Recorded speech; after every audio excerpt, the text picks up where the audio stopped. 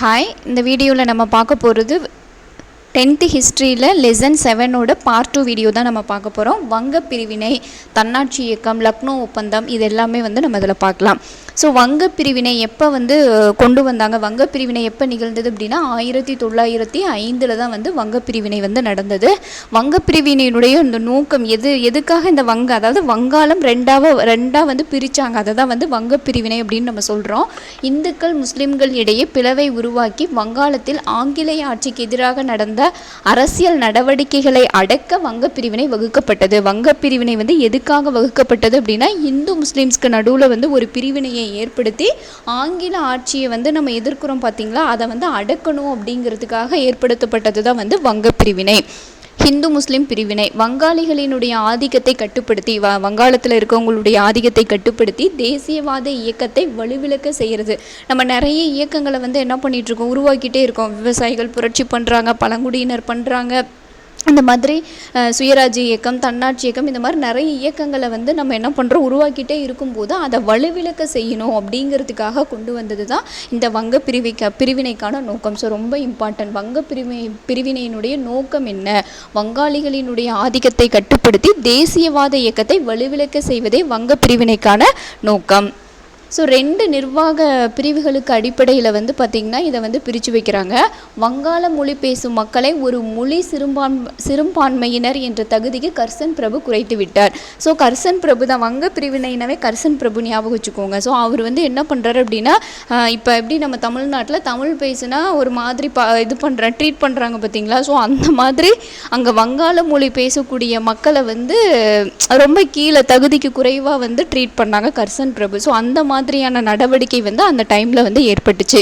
அடுத்து முகலாயர்களின் ஆட்சி காலங்களில் கூட அனுபவிக்காத ஒற்றுமையை முஸ்லிம்கள் கிழக்கு வங்காளம் என்ற புதிய மாகாணத்தில் அனுபவிப்பார்கள் என்று கர்சன் உறுதியளித்தார். அதாவது முகலாயர்கள்னாவே அந்த முஸ்லிம்ஸோட இது தானே. ஸோ முகலாயர்கள் காலத்தில் கூட நீங்கள் இவ்வளோ ஒற்றுமையாக இருந்திருக்க மாட்டீங்க. இந்த கிழக்கு வங்காளம் அப்படின்ற இந்த புதிய மாகாணத்தில் நீங்கள் எல்லாரும் ஒற்றுமையாக இருக்கலாம் அப்படின்னு சொல்லிட்டு இந்த 2 நிர்வாக இதை கர்சன் பிரபு சொல்கிறாரு.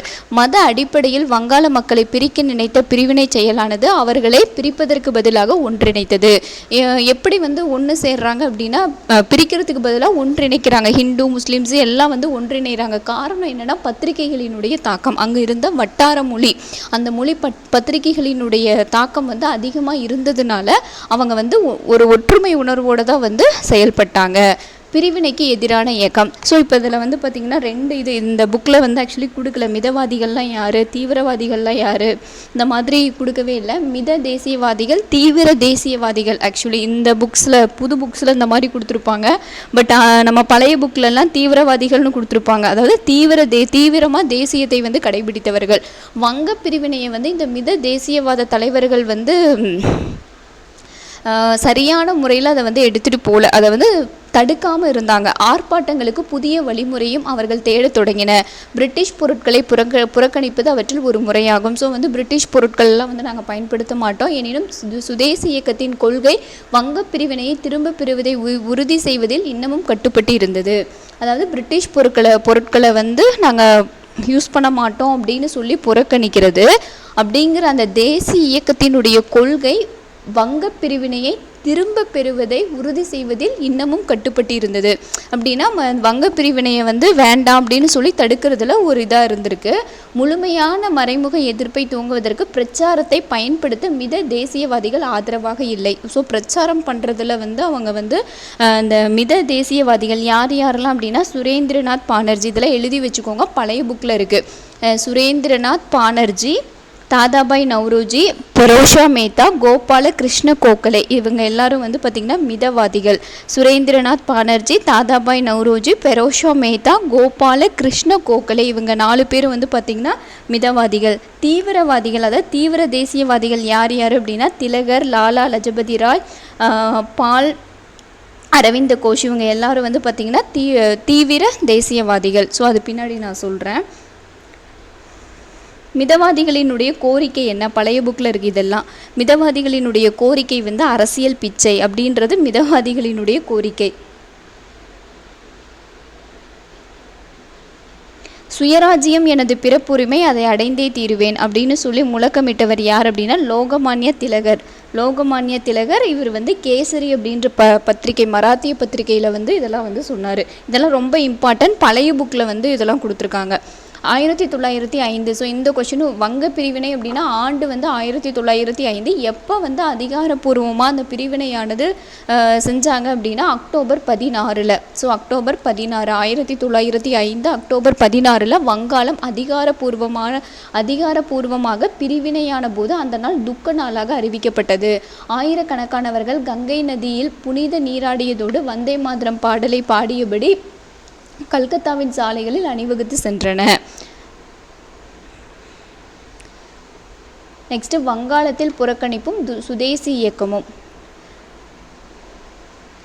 வங்காளத்தில் சுதேசி இயக்கத்தின் போது 4 முக்கிய போக்குகள் காணப்பட்டன. ஸோ 4 முக்கிய போக்கு வந்து சுதேசி இயக்கத்தின் போது வந்து காணப்பட்டது. அது என்ன அப்படின்னா மிதவாத போக்கு, ஆக்கப்பூர்வ சுதேசி, தீவிர தேசியவாதம், புரட்சிகர தேசியவாதம் அப்படின்னு சொல்லி 4 போக்கு. மிதவாத போக்கு, ஆக்கப்பூர்வ சுதேசி, தீவிர தேசியவாதம், புரட்சிகர தேசியவாதம் அப்படின்னு சொல்லி இந்த 4 போக்குகள் வந்து காணப்பட்டது. அதில் வந்து ஃபஸ்ட்டு ஒன் ஆக்கப்பூர்வ சுதேசி.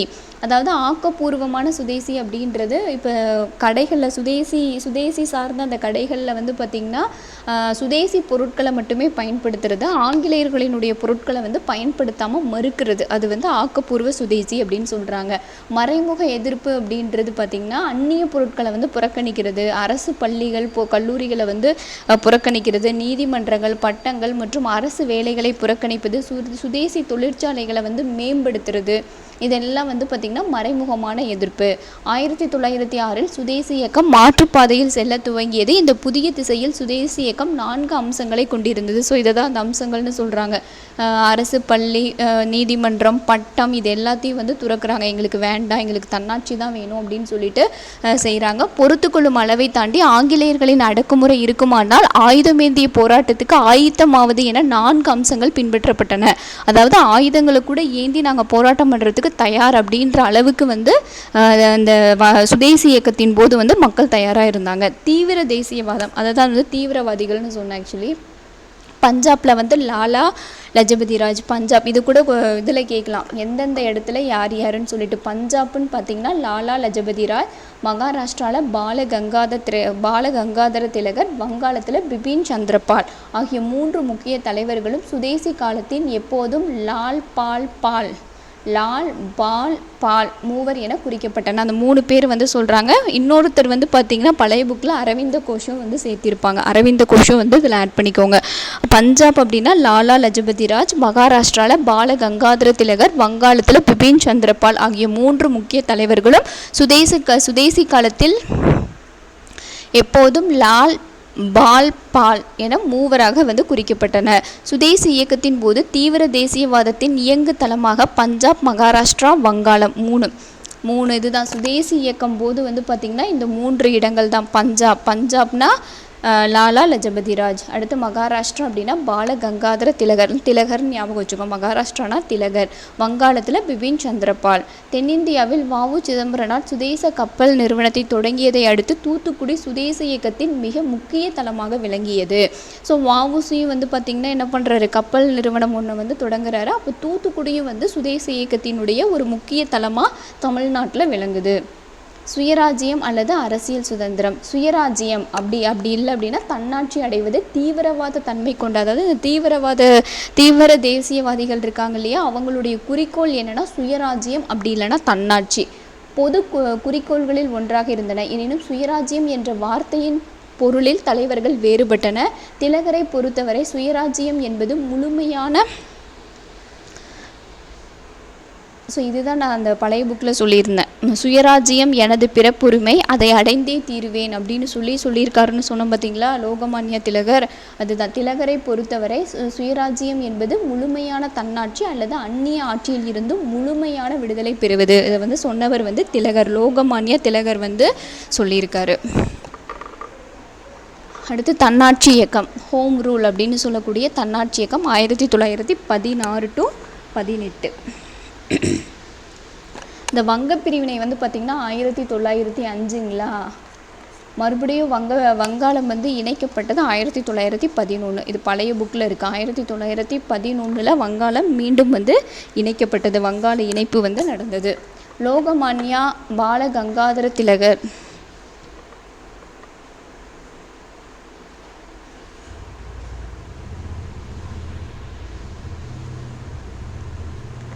அன்னி பெசன்ட் அம்மையார் ஆகியோர் தலைமையிலான தன்னாட்சி இயக்கத்தின் போது இந்திய தேசிய இயக்கம் புத்துயிரூட்டப்பட்டு தீவிரப்படுத்தப்பட்டது. ஸோ தன்னாட்சி இயக்கத்தை தொடங்கியவர் வந்து திலகர், அன்னி பெசன்ட் அம்மையார் ஆகியோர் தலைமையிலான தன்னாட்சி இயக்கம் 16-18.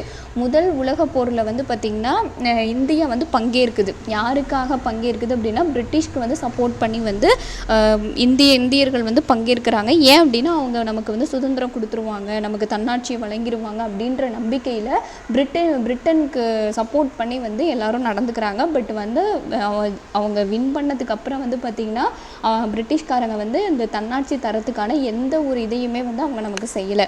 ஸோ யாருக்கும் நடுவில் அப்படின்னா 1914 முதல் உலகப் போர் ஜெர்மனிக்கும் பிரிட்டன் 2 நாட்டுக்கும் வந்து நடக்குது. அப்போ பிரிட்டனுக்கு வந்து சப்போர்ட் பண்ணி என்ன பண்ணுறாங்க, இந்தியர்கள் வந்து போராடுறாங்க. ஸோ அவங்க எந்த இதுவுமே வந்து தரலை. அதனால் வந்து இன்னும் அந்த இயக்கங்கள் எல்லாமே வந்து ரொம்ப அதிகமாக வந்து ஆங்கிலேயர்களுக்கு எதிராக வந்து போராட ஆரம்பிக்கிறாங்க. இந்த தன்னாட்சி இயக்கத்தினுடைய குறிக்கோள்கள் என்ன? அரசியல் அமைப்பு வழிகளை பயன்படுத்தி பிரிட்டிஷ் பேரரசிற்குள் தன்னாட்சியை அடைவது, அரசியல் அமைப்பு விதிகளை பயன்படுத்தி தன்னாட்சி அடைவது, தன்னாட்சி பகுதி டொமினியன் அப்படின்ற தகுதியை அடைவது, ஆஸ்திரேலியா, கனடா, தென்னாப்பிரிக்கா மற்றும் நியூசிலாந்து ஆகியவற்றுக்கு பின்னர் இந்த அரசாட்சி சாராத நிலை வழங்கப்பட்டது. அவர்களின் இலக்குகளை அடைய வன்முறை அல்லாத அரசியல் சாசன வழிமுறைகளை கையாள்வது. ஸோ இதெல்லாம் வந்து பார்த்திங்கன்னா தன்னாட்சி இயக்கத்தினுடைய குறிக்கோள். இதெல்லாம் சும்மா ரீட் பண்ணிக்கோங்க, என்னன்னு சொல்லி மட்டும் ரீட் பண்ணிக்கோங்க. அடுத்து லக்னோ ஒப்பந்தம் 1916 ஏற்பட்ட லக்னோ ஒப்பந்தம். லக்னோ ஒப்பந்தத்தில் என்ன? லக்னோ ஒப்பந்தம் எப்போது? 1916. என்ன சொன்னாங்க அப்படின்னா காங்கிரஸ் கட்சியும் முஸ்லீம் லீக்கும் இந்தியாவில் விரைவில் தன்னாட்சி வேண்டுமென்றதை ஏற்றுக்கொண்டது. இந்த ஒப்பந்தத்தின்படி ஏற்றுக்கிட்டாங்க. இதுக்கு இணையாக என்ன பண்ணணும் அப்படின்னா முஸ்லீம்களுக்கு தனி தொகுதி வேணும் அப்படிங்கிற திட்டத்தை வந்து காங்கிரஸ் வந்து அதை வந்து ஒத்துக்கிட்டாங்க. முஸ்லீம்களுக்குன்னு தனி தொகுதி வந்து வழங்கப்படும் அப்படின்னு சொல்கிறாங்க. ஸோ முஸ்லீம் லீக் கட்சி வந்து பார்த்திங்கன்னா 1906 தொடங்கப்பட்டது. ஸோ முஸ்லீம் லீக்குன்னு சொல்கிறோம் பார்த்திங்களா, அந்த காங்கிரஸ் கட்சியும் முஸ்லீம் லீக் கட்சி வந்து 1906 2 பேரும் வந்து சேர்ந்து தான் இந்த லக்னோ ஒப்பந்தத்தில் என்ன சொல்கிறாங்க, முஸ்லீமுக்கு வந்து தனியாக வந்து ஒரு தொகுதி வந்து வழங்கப்படும் அப்படின்னு சொல்கிறாங்க. இது லக்னோ ஒப்பந்தம். அடுத்து பிரிட்டிஷ்காரரின் பதில் நடவடிக்கை. சுயராஜ்யத்துக்கான கோரிக்கையை திலகரும் அன்னி பெசன்ட் அம்மையாரும் எழுப்பியதை பிரபலமானதை தொடர்ந்து தலைவர்களை தனிமைப்படுத்தி அவர்களின் செயல்பாடுகளை முடக்கும் அதே பழைய திட்டத்தை ஆங்கிலேய அரசு பயன்படுத்தியது. ஸோ மறுபடியும் கொண்டு வராங்க. இந்த மாதிரி தலைவர்களை வந்து பார்த்திங்கன்னா தனியாக இது பண்ணி அவங்கள வந்து டார்ச்சர் பண்ணி அந்த இதை வந்து இது பண்ணுறது, அந்த மாதிரி விஷயங்களை செய்கிறாங்க. 1919 மாண்டேகு சமஸ்போர்ட் சீர்திருத்தங்களை ஆங்கில அரசு அறிவித்தது. ஸோ இதுவும் ரொம்ப இம்பார்ட்டன்ட். 1919 மாண்டேகு செம்ஸ்ஃபோர்ட் சீர்திருத்தம், அதாவது இரட்டை ஆட்சி முறை அறிமுகம். அதுதான் இரட்டை ஆட்சி முறை. பழைய புக்கில் தெளிவாக கொடுத்துருப்பாங்க. மாண்டேகு சமஸ்போர்ட் சீர்திருத்தம் என்ன அப்படின்னா இரட்டை ஆட்சி முறை. அதை வந்து என்ன பண்ணுவாங்கன்னா ஆங்கில அரசு வந்து அறிமுகப்படுத்தியது. இந்திய தேசியவாதிகளிடையே இது மிகப்பெரிய ஏமாற்றத்தை ஏற்படுத்தியது. மேலும் ஒரு பேரிடியாக தன்னிச்சையான கைது, கடும் தண்டனைகளுடன் கூடிய ரவுலட் சட்டமும் 1919 தான். ஸோ ரவுலட் சட்டம் வந்து 1919 தான் நிறைய பேர் வந்து இறந்து போயிடுவாங்க. ஞாபகம் இருக்குன்னு நினைக்கிறேன் ரவுலட் சட்டம். அது அடுத்த லெசன்ஸில் நம்ம பார்க்கலாம். ரவுலட் சட்டம், ஜாலியன் வாலாபாக் படுகொலை, இது எல்லாமே நம்ம அடுத்ததில் பார்க்கலாம். இப்போ மாண்டேகு சமஸ்போர்ட் சீர்திருத்தம் அப்படின்னா இரட்டை ஆட்சி முறை 1919. லக்னோ ஒப்பந்தமும் 16. லக்னோ ஒப்பந்தம் 1916 முஸ்லீம் லீக்கும் காங்கிரஸ் கட்சியும் இணைஞ்சு எடுத்துக்கொண்ட ஒரு ஒப்பந்தம் தான் வந்து லக்னோ ஒப்பந்தம். ரவுலட் சட்டம் 1919. ஸோ இதோட வந்து இந்த லெசன் ஓவர். ஸோ எது எங்கே அது மட்டும் நீங்கள் படிச்சுக்கிட்டிங்கனாவே போதும், ஈஸியாக வந்து மார்க் வாங்கிடலாம். புக் பேக் பார்க்கலாம். 18ஆம் ஆண்டு கிழக்கு வங்காளத்தில் ஹாஜி ஹரியத்துல்லா கீழ்கண்டவற்றில் எதனை தொடங்கினார்? பராசி இயக்கம். பராசி இயக்கத்தை தான் வந்து 1918 வங்காளத்தில் ஹாஜி ஹரியத்துல்லா வந்து தொடங்கினார். நிலம் கடவுளுக்கு சொந்தம் என்று அறிவித்ததுடன் நிலத்தின் மீது வரி விதிப்போ வாடகை வசூலிப்பதோ இறை சட்டத்திற்கு எதிரானது என்று கூறியவர் டூடு மியான். இவர் யார்? இவரோட ஹாஜி ஹரியத்துல்லாவோட பையன்தான் டூடு மியான். இவர் தான் வந்து சொல்கிறாரு நிலம் கடவுளுக்கு சொந்தம், இதை வந்து வரி விதிக்கிறது இதெல்லாம் வந்து தப்பு அப்படின்னு சொல்கிறாரு. நிரந்தர குடியிருப்பின் கீழ் ஜமீன்களை உருவாக்கும் திட்டத்தின்படி தங்கள் சொந்த நிலத்தை விட்டு விரட்டப்பட்டவர்கள் சாந்தலர்கள் தான் வந்து சொந்த இடத்துலேருந்து விரட்டப்பட்டாங்க. ஜமீன்களினுடைய அந்த ஜமீன்களை உருவாக்கும் திட்டத்துக்கு கீழே தீவிர தேசியவாதி பிபின் சந்திரபால் தான் வந்து தீவிர தேசியவாதி இல்லைனா தீவிரவாதின்னு சொல்லலாம். இதில் இன்னொரு கொஷின் பாருங்கள். தீவிரவாதத்தினுடைய தலைவர் பால கங்காதர திலகர், மிதவாதிகளினுடைய தலைவர் கோகலே. ஸோ இதெல்லாம் பழைய புக்ஸில் இருக்கக்கூடியது. வங்க பிரிவினை எந்த நாளில் நடைமுறைக்கு வந்தது? வெறும் வங்க பிரிவினைன்னு கேட்டாங்கன்னா 1905.